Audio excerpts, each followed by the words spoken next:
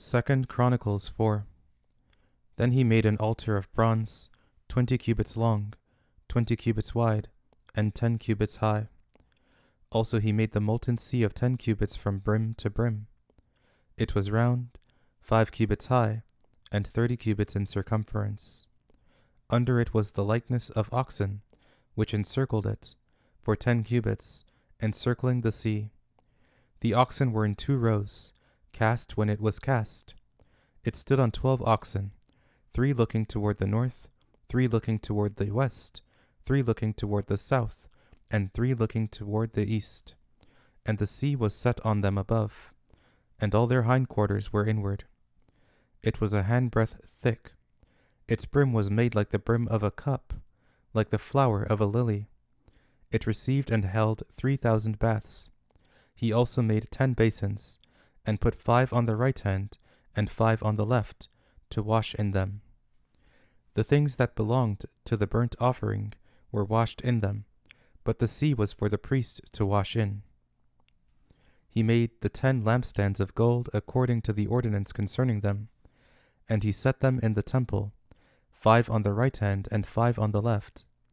He made also 10 tables, and placed them in the temple, 5 on the right side and 5 on the left. He made 100 basins of gold.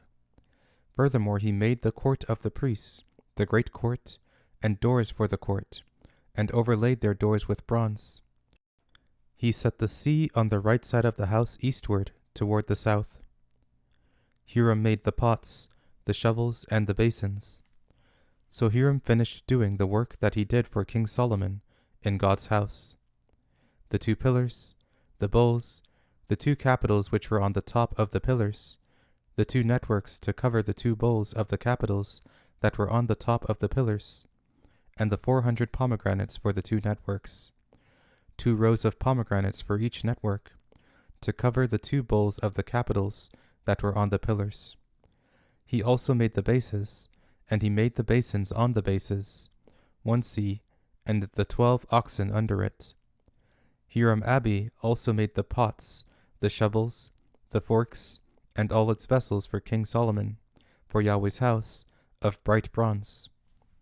The king cast them in the plain of the Jordan, in the clay ground between Succoth and Zeredah. Thus Solomon made all these vessels in great abundance, so that the weight of the bronze could not be determined.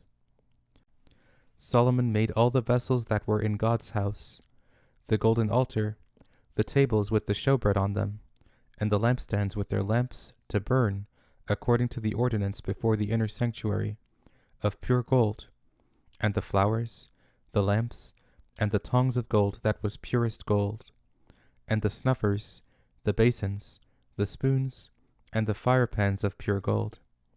As for the entry of the house, its inner doors for the most holy place, and the doors of the main hall of the temple were of gold.